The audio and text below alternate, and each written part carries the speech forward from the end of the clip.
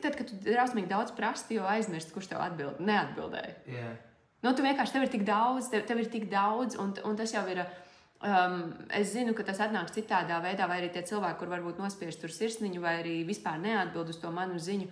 Nu, viņš vēl nav gatavs ar mani komunicēt. Vai arī, tā jau nav mana problēma, ka viņam liekas, ka es tev kaut ko viņam piesienos. Tad, kad tu ieej veikalā un tev saka sveiki, ja, tu domā, ka tev brauc virsū.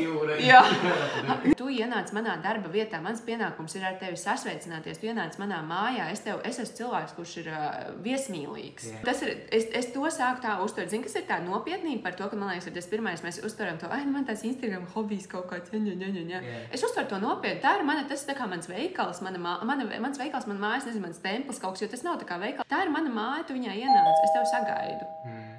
Ok, tu nesasveicinies, aplūries, bet, ok, pēc kāda laika varbūt tu pasveic. Viss kārtībā, ja? Bet mans pienākums ir sasveicināties.